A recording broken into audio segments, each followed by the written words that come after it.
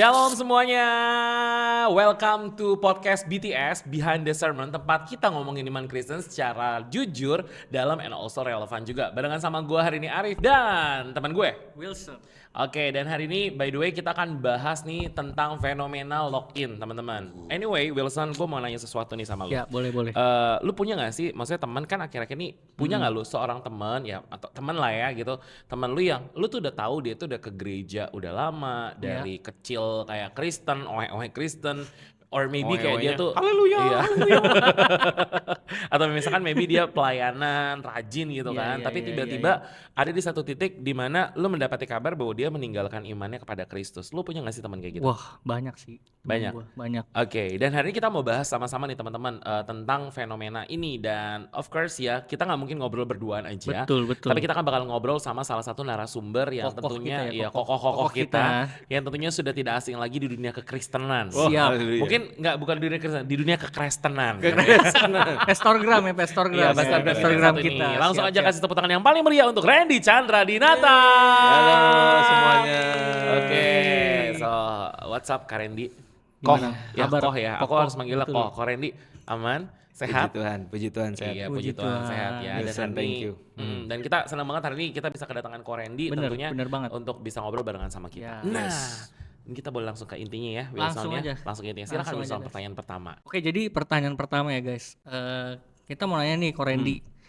Kan kekristenan sekarang tuh lagi fenomenanya banyak yang meninggalkan agamanya nih, ya kan, meninggalkan Imannya imannya lah nih ya. ya, imannya Iya. yang maksudnya kayak, wah ternyata dia udah lama, bahkan banyak public figure juga ya, public figure yang meninggalkan agamanya tuh, imannya.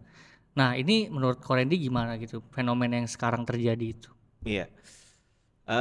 Kalau menurut gue ya, fenomena pindah agama tuh sebenarnya sesuatu yang sudah terjadi ratusan tahun yang lalu, ribuan bahkan beberapa abad yang lalu itu pun sudah terjadi, ya nggak sih? Bukan hal yang aneh. Tapi justru mungkin yang sekarang bisa disebut fenomena adalah ketika orang berpindah keyakinan itu dikontenin. Oke. Itu karena sekarang sudah ada media, sekarang udah ada internet. Betul. Jadi semuanya itu serba ditayangkan gitu, dipublikasikan atau bahkan lebih jauh lagi dikomersilkan gitu. Iya. Jadi kita sebenarnya nggak perlu bereaksi berlebihan sampai yang panik, terus ngata-ngatain, menghakimi dan sebagainya. Tapi buatku justru satu, yang pertama kita mesti sadar bahwa siapapun mereka, mau dia itu public figure Yes. dan juga ditayangkan di televisi, platform ya, platform berbagai dan berbagai macam sosial media yang ada, itu tidak membuat jiwa itu atau orang itu jadi lebih berharga daripada mungkin sebaliknya, orang yang juga berpindah keyakinan tapi tanpa publikasi, tanpa embel-embel public figure, mungkin orang biasa gitu loh. Kan semua jiwa sama di mata Tuhan. Cuma karena fenomenanya ini ya tadi artis, public figure, terus di kontenin. Nah itu yang jadi heboh. Karena banget sebaliknya kalau misalkan nih ya kita fair-fairan aja ya, dari keyakinan lain misalkan pindah gitu, lalu di publish. ya. Konsekuensinya apa gitu kan, dia mungkin bisa kehilangan penerimaan keluarganya, ya kan, dia bisa kehilangan pekerjaan, tempat tinggal dan sebagainya. Ya itu realitanya gitu. Jadi kalau aku sih nggak mau buru-buru ya untuk misalkan ada yang berpindah, Ngejudge, nggak boleh satu ngejudge yang itu, dan yang kedua kalau dari kepercayaan lain terus jadi Kristen, aku nggak akan langsung yuk kita buat konten yuk gitu kan, kita bikin viral. Enggak, justru kita tanya dulu, kamu keberatan nggak kalau kepercayaanmu kepada Tuhan itu dipublish? Kalau dia bilang, aduh jangan deh Kak karena ini dan itu, ya jangan gitu loh. Mungkin nggak semua orang akan tahu, tapi minimal kan surga tahu. Yes. Iya sih, itu kan di situ Betul, udah betul. malaikat udah mencatat.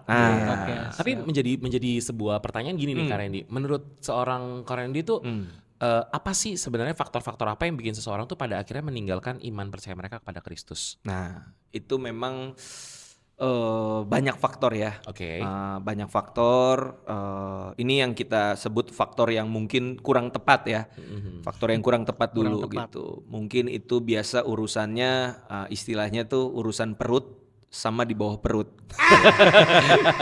Ya, yang dimaksud perut Iya, tuh. tahu ya, perutnya. Ya, you know what I mean lah ya, you know what I mean. Ya Oke. TTA lah, Iya. yang tahu-tahu TTA, aja. TTA ya, guys. Oke. Ya, TTA. maksudnya Terus, perut terus. tuh kan ekonomi, Ekonomi, faktor betul. ekonomi, faktor dia punya mungkin pengen dapat posisi tertentu. Iya, itu ada juga memang. Iya, ya kalau Iya, di iya, bawah perut tuh bicara tentang pernikahan Iya. ya kan, karena jatuh cinta ya Oke. kan, akhirnya dia meninggalkan Cabut, iman. iya. Ya itu hal yang kita temukan, realitanya seperti itu. Dan bagi aku, kalau seseorang itu memilih satu kepercayaan oleh karena faktor-faktor demikian, maka dengan cara yang sama dia bakal meninggalkan kepercayaannya. Ketika ada tawaran Sesuatu yang lebih lebih baik lagi, lebih bagus lagi Lebih menurut bagus dia, lagi, betul. yang untuk kedagingannya dia lah ya bahasanya kita, Betul. dia pasti akan berpindah kembali, Iya. kurang lebih seperti itu. Nah, mungkin jadi hal yang ini ya Wilson, maksudnya kayak kita mesti pikirin. Tapi kan ada banyak orang-orang yang mereka tuh udah pelayanan kan, Son. Maksudnya kan Betul. ya bahasa kita udah pelayanan, gerejanya tuh Udah ikut- rajin udah gitu ikut kan. kelas ya. Betul, sebagainya ya. ikut kelas deh tuh semua kelas-kelas yang ada di gereja tuh diikutin lah sama dia gitu kan. Kirain di kampus, Enggak, kelas di kampus masa gitu. nggak ada Juga ngaruhnya ya. pelayanan, Nggak ngaruh. pelayanan juga maksudnya kan kita tuh rajin. Nah, Rajin, tapi kan bener. pada akhirnya ketika mereka meninggalkan, apakah ada faktor gini, mereka secara badan, maksudnya secara aktivitas mereka melakukan apa yang Alkitab minta istilahnya, tapi Iya, iya. hatinya itu nggak kesana. Ternyata nggak. Ibaratnya casingnya doang, tapi dalemannya tuh prosesornya gitu nggak beneran terhubung gitu. Iya, Nah, iya, menurut iya. seorang Korendi itu gimana coba? Ya itu sangat mungkin terjadi sih, Oke. Rif, Son. Jadi ya aku pun menyadari aku mengalami encounter dengan Tuhan di mana aku mengenal dan mengalami Yesus secara pribadi itu bukan di zaman sekolah minggu, bukan di zaman remaja, tapi di tahun 2008 tuh artinya kira-kira aku usia kuliah umur 21 tahun gitu. Jadi bayangin aja tuh 21 tahun sebelumnya ngapain aja gitu kan. Ya, jadi mungkin beberapa orang menjadi Kristen karena terlahir dari keluarga Kristen, Iya. dari apa kata orang tuanya, apa kata pendetanya. Tetapi ya harusnya iman Kristen tidak sekedar apa kata orang, tapi benar-benar Mereka merasakan harus ada satu pengenalan akan pribadi Yesus Iya. lewat firman-Nya, ya kan, lewat pengajaran. Yang satu lagi pengalaman pribadi. Oke. Nah, ini memang yang kedua ini sifatnya subjektif ya. Iya. Tapi kadang yang subjektif ini sulit digoyang. Iya, benar. Karena mainnya ke hati, Iya, bukan sekedar di pikiran ya gitu. Jadi aku pikir dua-dua hal ini harus dimiliki sih oleh seseorang supaya dia punya iman yang firm gitu loh.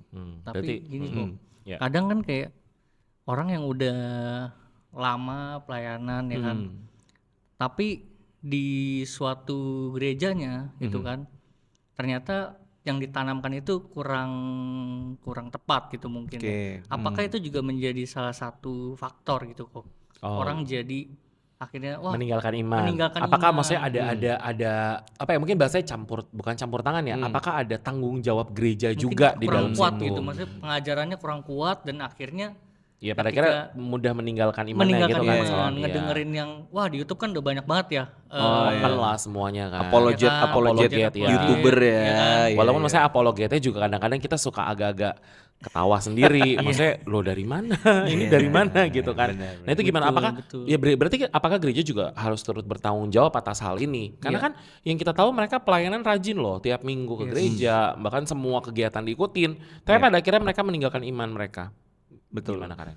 Iya, tentunya ini butuh kesadaran dari dua belah pihak ya. Yang pertama dari si oknum ya. Aduh, Pribadinya. pribadinya. Bahasanya oknum ya. Ya pribadinya itu benar-benar harus apa ya?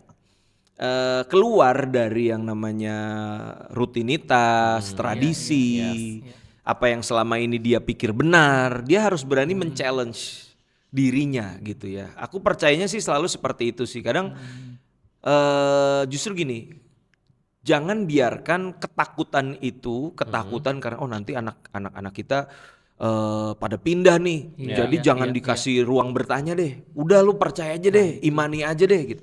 Justru jangan seperti itu. Iya. Percayalah bahwa setiap pertanyaan-pertanyaan yang mungkin muncul itu bisa jadi dari pertanyaan itu. Ketika dia nemuin jawabannya, di situ imannya akan bertumbuh secara benar. signifikan gitu. Contoh nih misalkan di dalam Alkitab ya. Waktu Yesus tuh di Yohanes 14 ayat 6, salah satu ayat yang paling terkenal, I am the way, Yes, the truth and the life. Itu kan kalimat itu muncul ketika ada seorang Thomas yang bertanya kepada Yesus, Yesus, jalan yang seperti apa sih? Tunjukin dong sama kita jalannya gitu ya. Iya. Kan pertanyaannya mungkin bagi teman-temannya, apaan sih Thomas? Aneh banget pertanyaan lu gitu kan, yang benar-benar aja lah gitu kan. Tapi pertanyaan yang tanda kutip dibilang konyol itu justru melahirkan jawaban yang sampai hari ini jadi pegangan kita semua. Iya. Iya. Jangan-jangan kalau Thomas nggak nanya itu, nggak ada muncul tuh statement itu. Itu kan reaksi dari pertanyaan Thomas gitu. Jadi aku percaya generasi muda harus diberikan ruang untuk bertanya. Nah pertanyaannya, kita siap nggak ketika ditanya? Nah ya. Atau jangan-jangan kita langsung nge-cut mereka yang bertanya dan menganggap ini bukan masalah kayak, maksudnya anggapnya kayak apaan sih, kayak pengen sok tahu banget kayak kepo atau apa. Betul kan ya? Atau yang kedua, jangan-jangan kita gengsi karena kita nggak tahu jawabannya, akhirnya udah imani aja gitu. Padahal sebenarnya iya, padahal sebenarnya kan iya benar-benar. Maksudnya dia nggak, kita maksudnya orang-orang mungkin ya pembesar lah ya. Mereka atau orang yang ditanya itu nggak tahu jawabannya, tapi berusaha menutupi kekurangannya dengan ya pokoknya di Alkitab begitu. Iya. Diikutin aja itu. Padahal sebenarnya it's okay kok kalau kita bilang, aduh Kak Randy juga belum pernah mikir tuh ke arah sana. Coba ya nanti Kak Randy cari tahu, kamu sembari cari tahu dulu. Nanti kita bahas lagi. Kita ngobrol lagi. Itu kan jauh lebih sehat. Iya benar. Ya untuk pertumbuhan iman si pribadi ini. Dan yang kedua tadi benar, gereja juga harus punya tanggung jawab untuk satu pengajaran ya kan. Betul. Seberapa dalam pemuridannya, pengenalan akan Yesusnya ya kan. Jangan ngomonginnya berkat-berkat melulu lah khotbahnya gitu kan. Kadang diiming-iminginya selalu kemakmuran yang ujung-ujungnya orang jadi kecewa kayak Ketika kemakmuran itu tidak datang sama Nah, dia, ketika iya. kok kayaknya Iya. gue ke gereja, bener gak sih Son? Ya gue ke gereja terus, gue pelayanan gitu, tapi kayaknya hidup gue kayak susah-susah kaya, ya. kayak Kok sampai kan ada pemahaman, ya jujur li ya, misalnya ada pemahaman, kok kayaknya orang yang ke gereja yang gak pelayanan hidupnya malah nyaman-nyaman aja gitu loh. Karena tadi dasar kekristenan yang tidak benar lah ya. Iya, kalau dia bilang ya. emang Yesus pernah janjikan, oh ikut aku maka hidupmu akan senantiasa mulus, tidak masalah dan kan enggak, ada masalah, tapi dia janjikan penyertaan. Betul. Nah, jadi orang nggak akan gampang kecewa sama Tuhan, terus ngambek ninggalin Tuhan. Nah, pengajaran yang benar akan membuat orang juga waktu bergesekan nih satu sama lain, kan banyak yang ninggalin gereja kenapa? Kecewa. Nah, karena merasa aduh katanya anak Tuhan, Katanya kasih. kelakuannya anak hantu, wah ya kan, dia jadi kepahitan dan akhirnya meninggalkan gereja. Iya, padahal kalau pengenalan dia akan Yesus lebih dalam, ya dia tidak akan Harusnya tidak serta merta meninggalkan gereja karena Semudah itu meninggalkan semudah itu, ya. meninggalkan iman Tak percaya sama segampang Kristus. itu. Kalau Nah, Nah, segampang itu. Oh, salah ya. Lain itu lain. gitu. Anggi Marito ya. Ya, tapi benar, maksudnya apa yang dibilang gitu kan, balik ya. Sekali lagi teman-teman, gue mau bilang bahwa fenomena meninggalkan Kristus itu tuh semua tuh ada dasarnya. Maksudnya ada penyebabnya. Iya. Bagian perut sama perut ke bawah, Perut kurang ke lebih bawah ya, ya. kurang lebih seperti itu. Siap. Dan bisa juga perut ke atas. Perut ke atas tuh maksudnya apa? Hatinya. Bener gak Hati, sih? Iya dong. bisa. Kenapa? Karena mereka Pikiran. kecewa pikirannya Ya, mereka gitu kan. benar-benar. Jadi ada banyak faktor dan di sini kita dari pembicaraan ini Son, kita tuh dapat pencerahan gitu kan, bahwa ya sebenarnya gereja juga punya tanggung jawab untuk hal ini. Dari masalah apa? Pengajaran dan juga yang kayak tadi berusaha untuk bisa menjawab setiap pertanyaan. Ya kan? Apalagi we know ya, kita kan generasi sekarang ini kan udah alpha dan beta. Gitu loh, alpha dan beta. lagi ya. Ini udah mulai beta. Otomatis mereka tuh akan jauh lebih kritis untuk bertanya hal-hal yang memang nggak sesuai dengan nalarnya mereka gitu. Makanya itu penting banget buat setiap kita tuh tahu lah gereja punya tanggung jawab untuk hal tersebut. Nah, gue mau nambahin lagi nih, Rik. Oke. Jadi sekali lagi nggak usah panik ya kita ya. Nggak Jangan usah. panik kau dek, panik kau dek gitu. Jangan ya dek ya, jangan panik. Oke. Jadi memang satu memilih keyakinan itu kan hak masing-masing orang. Betul. Udah diatur juga oleh undang-undang kan. Betul. Ingat nggak UUD 1945 tuh pasal Pasal berapa? 29. Betul, ayat 1 dan 2 kan. Iya. Satu berketuhanan yang Maha Esa, kedua memeluk keyakinan dan Kebebasan juga beribadah. menjalankan. Nah, itu dijamin dijamin oleh negara. Jadi kita nggak perlu satu mengintimidasi, ngancem-ngancem, nakut-nakutin, lu awas lu ya pindah nanti kita gebugin lu misalkan gitu kan. Jangan juga memanipulasi ya kan, mengiming-imingi, ini ada sedus Indomie, ayo pindah agama gitu. Sedus mie Ya, instan. Oh iya. Iya. Oke. Kita nggak di-endorse Kita ya. nggak di-endorse. Oke, Nah, dan itu. Terus jadi kita nggak perlu panik. Nah, tapi tadi aku mau kasih pemahaman yang lebih komprehensif kali ya. Tadi ngomongin pengajaran udah, terus sedikit tentang bagaimana kita membangun komunitas yang sehat gitu kan. Nah, minimal nih ya gereja kalau mau punya foundation yang firm itu minimal ada 4 nih, Rip. apa aja tuh? Yang pertama tuh namanya didakia. Didakia? Didake itu didake. pengajaran. Oh, Oke. Nah, jadi kita tadi udah singgung ya. Iya, Nah, iya. ini nggak bisa enggak nih, harus ada. Wajib, Makanya Bible study ya kan, Iya, iya. kelas apologetika misalkan, kelas-kelas khusus tentang Iya. keselamatan, tentang apalagi Dasar-dasar kekristenan dasar-dasar lah. kekristenan ya kan, baptisan Roh Kudus. Wah, itu panjang lah ya, tapi itu penting. Itu yang membangun fondasi iman kita gitu loh, didakia ini. Nah, tapi nggak berhenti sampai itu. Ada lagi namanya apa? Koinonia. Koinonia tuh berfellowship, Ya. persekutuan. Bicara hubungan persekutuan. Betul. Jadi nggak sekedar datang terus pulang, tapi ada keluarga rohani yang dibangun. Nah, makanya hati-hati kalau gereja cuma sekedar pengen entertain. Yang penting wah datang ramaikan. Yang penting ramaikan, banjirilah, Banjirilah, hadirilah, gitu ya kan. kan. Terlalu fokusnya sama sorot lampu yang gitu. berat. Kita ya maksudnya hadirat Tuhan tuh nomor sekian. Yang penting musiknya tuh ngangkat, Musiknya ngangkat ya. jedak jeduk gitu. Iya. Penting acaranya wah. gitu Iya, ya. Oke. padahal lebih dari itu kita harus berfellowship, membangun keluarga rohani gitu loh. Dan ya itu termasuk nanti hubungannya sama penerimaan. Kita tidak menghakimi orang-orang yang berbeda dengan kita gitu kan.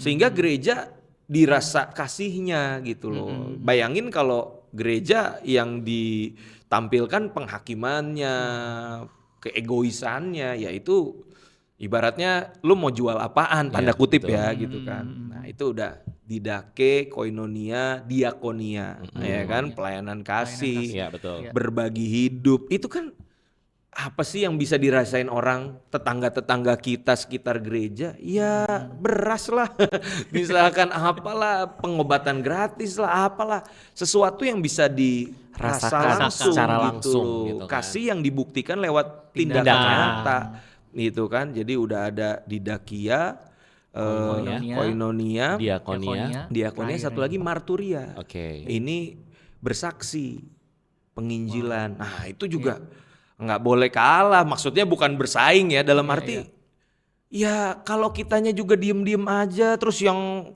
lain disiarkan live gitu kan. Oke. Nah, itu Iya. kita nggak harus apa namanya bersaksi di depan disorot kamera, tapi minimal kan di dalam keseharian kita. Betul sekali. Ya kan, kita memberitakan Injil, memberitakan kasih Tuhan di tengah dunia yang kekeringan akan kasih ya nggak sih gitu. Ketika anak Tuhan datang lalu membawa kasih itu, rasanya kan ini kan yang kita butuhkan. Damai sejahtera Kristus. Wah, sebenarnya kita tanda kutip ya, maaf ya, jualan kita gampang. Yesus itu terlalu indah, terlalu keren loh. Betul. Ya nggak sih? Kayak lu ibarat jual asuransi, Rif. produk lu udah keren banget. Betul. Ya udah tinggal ceritain aja, kasih tahu aja gitu. Dan ibaratnya mungkin kalau zaman sekarang nih kayak gini nih kan teman-teman, ada sesuatu tempat yang enak, viral gitu kan, terus even itu hidden gem gitu kan mereka bilang. iya, Tapi kan tetap dong, ketika lu tahu itu enak, walaupun di tempat terpencil pun, lu pasti akan kasih tahu nih guys, lu jalannya tuh ke sini, lu tuh di sini harganya tuh sekian. Jadi intinya ketika lu menerima sesuatu yang baik, ya lu harus share itu, share the good news sama orang-orang yang ada di sekitar lu. Kan no matter what. Bener gak sih? Betul. Kayak Kita ya nggak tadi paham ya, buat iya ngasih tahu untuk orang. ngasih tahu itu, dan itu kan kita nggak yang memilih-milih istilahnya kan kayak ini kayaknya info yang ini kayaknya kita kasihnya buat orang Kristen aja gitu kan. Info yang ini kayaknya bisa buat ke umum atau gimana, tapi kan selama itu hal itu baik ya, sekali lagi hal itu baik dan benar juga, so why not kita untuk beritakan itu. Dan pada prinsipnya kita percaya aja kata Yesus di Yohanes pasalnya 10. Dia bilang, akulah gembala yang baik, domba-dombaku mengenal suaraku. Yes, betul Jadi banget. tugas kita apa? Kasih denger suara Tuhan, suara Yesus tuh ngomong apa sih dia gitu loh. Nanti kalau itu beneran domba ya Tuhan, dia akan denger. Dia akan mengenal dan akan ngikut gitu loh. Nah makanya platform sosial media nih kan kita pakai. Salah satu. Caranya gitu ya, kita nggak langsung pointing out nih ya Yesus ngomong gini ke lo, share aja gitu. nah, share aja di YouTube, share di Instagram, orang bisa tertarik untuk mendengar. Keren banget nih. Boleh kasih tepuk tangan dulu gak sih buat kokoh kita yang satu ini? Enggak, ini bukan kemuliaan bagi dua ya. Jangan. Bagi dia. Oke. Dan itu kan jadi ada satu masukan yang keren banget kan Son. Maksudnya gimana caranya bukan hanya dari sisi personal kita, pertumbuhan iman kita tadi kan kita harus menemukan juga istilahnya pengalaman pribadi kita sama Tuhan. Tetapi juga gereja itu punya tanggung jawab untuk bagaimana tadi mengajarkan 4 poin penting tadi ya. Kalau misalkan kalian lupa boleh ulang lagi gitu. Rewind. Gua aja udah lupa sekarang apa ya. Nah, ini jadi sebuah pertanyaan nih. Kalau misalkan kan kadang-kadang kita kan namanya punya teman gitu kan, entah itu saudara atau keluarga, ternyata kita tahu mereka meninggalkan iman percaya mereka sama Kristus.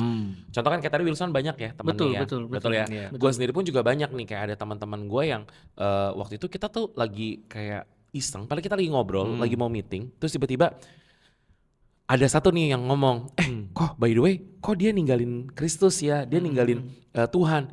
Itu gara-gara apa? Gara-gara video dia ninggalin Kristus tuh FYP di TikToknya dia. Udah tuh langsung kayak heboh tuh, mendadak langsung, oh ya. Nah, respon kita sebagai anak Tuhan harusnya bagaimana sih? Yang baik tuh gimana? Ya, tentu yang pertama kita menyayangkan, ya kan? Ya namanya sesama anak Tuhan, tubuh Kristus, yang tentunya menyayangkan. Tapi jangan sampai juga kita menghakimi, jangan sampai juga kita mencaci maki, melakukan tindakan-tindakan yang menyakiti dia. Iya, ngata-ngatain gitu kan, lagi live Yudas kayak gitu kan, maksudnya jangan. Kenapa sih gitu? Iya, jangan. Karena kalau gitu apa bedanya kita? Bener. Terus di mana yang dibilang katanya Kristen itu kasih. Betul. Gitu. Ya, jadi kita tetap mengasihi dia, mendoakan dia, iya. Dan aku percaya gini ya, aku kutip quotes-nya dari Pastor Aditya Oloan almarhum kan. Jangan kasih titik kalau Tuhan masih mau kasih koma. Ya. Siapa tahu nanti ada waktunya dia balik lagi kan. Iya. Selama dia masih hidup, Tuhan Yesus belum datang kan. Nah, artinya kesempatan itu masih ada. Terbuka lebar. Nah, bayangkan kalau suatu hari dia mau balik lagi nih, tapi kita udah terlanjur cancel dia. Pokoknya dia udah berat. Inilah masuk neraka, udah binasa dia gitu kan. Waduh, ya dia mau balik jadi takut. Males gitu. Padahal bisa jadi di dalam kairosnya Tuhan, dia bisa berbalik gitu. Jadi kita jangan menghakimi lah, tapi tunjukkan kasih, tunjukkan kepedulian, ya kan, dan berdoa suatu hari Roh Kudus jamah lagi hatinya, dia bisa berbalik kepada Tuhan. Nah, itu dia. Mungkin kalau dibilang tadi, bisa mau ngomong apa dulu? Jadi, tapi kalau kita lihat dari sudut pandang yang lain gitu ya, misalnya, saya ada cerita nih teman saya, salah satu teman saya lah ya. Sebut saja Bunga ya. Sebut saja Mawar. Mawar. Bunga ya, sebut saya Bunga gitu kan. Dia ini sudah selesai mengikuti acara kelas. Oke. Oh, pemuritan. Pemuritan. Lalu dia ini saking semangatnya banget nih, semangat bener-bener kayak wah gua harus menginjili, Oke. gua harus apa namanya Memberitakan Kristus. memberitakan Injil gitu kemanapun. Dia pergilah ke satu tempat, Oke. ketemulah abang-abang tukang es, Abang-abang tukang tukang es. es ya. Hmm. Diinjili lah tuh abang-abang. Oke. Gitu kan. Akhirnya, "Bang, saya ada berita bagus nih, Bang. Abang kalau nggak ikut nanti masuk neraka lu, Bang. Kalau abang nggak percaya Yesus, abang nanti masuk neraka." Gitu. Jadi dia tuh kayak memberitakan Injil padahal abang-abang itu dia agama yang lain gitu, maksudnya kepercayaan yang lain.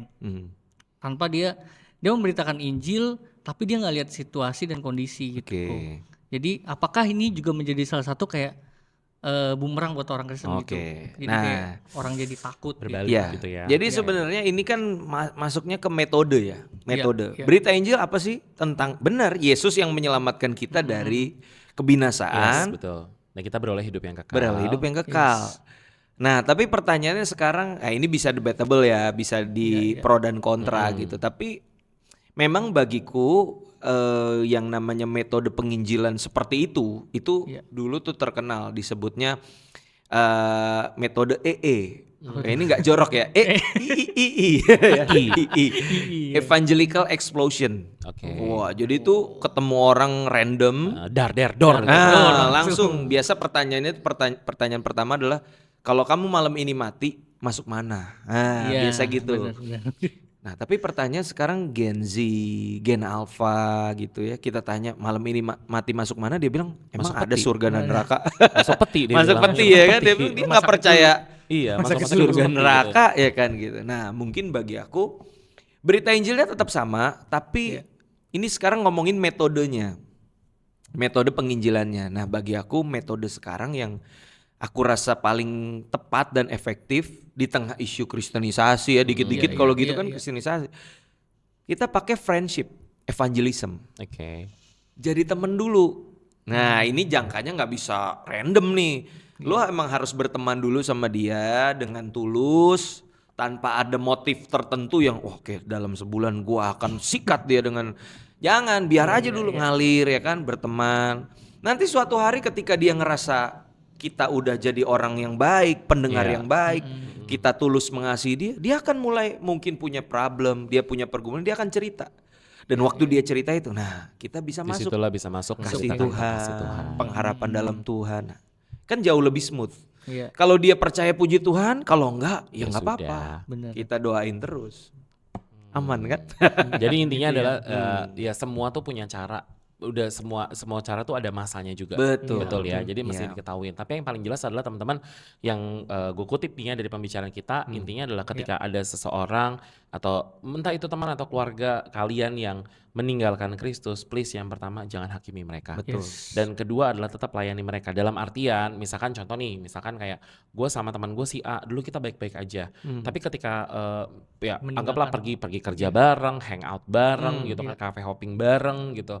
Terus tiba-tiba ketika dia meninggalkan Kristus, gue lantas yang kayak langsung kita udah beda server, Cut off langsung. cut off gitu semuanya, kayak langsung oke, lo silakan keluar dari hidup gua gitu kan, karena pergaulan yang buruk merusak kebahagiaan. Iya, Ayat itu Agak-agak dipakai. Kristen kan gitu kan. Padahal kan sebenarnya seharusnya kita tuh yang beneran tetap berteman sama dia, Yes. apapun yang terjadi, dan kita tetap mendoakan mereka. Betul. Sekali lagi mengutip statement dari almarhum Raditya Olowan, kalau Tuhan masih kasih Koma, jangan kita kita jangan kasih. kita yang kasih titik Siap. tuh gitu. Dan Jangan menutup tali silaturahmi lah, memutus tali silaturahmi dengan dia. Betul, apalagi dengan pinjam 100. Oh salah.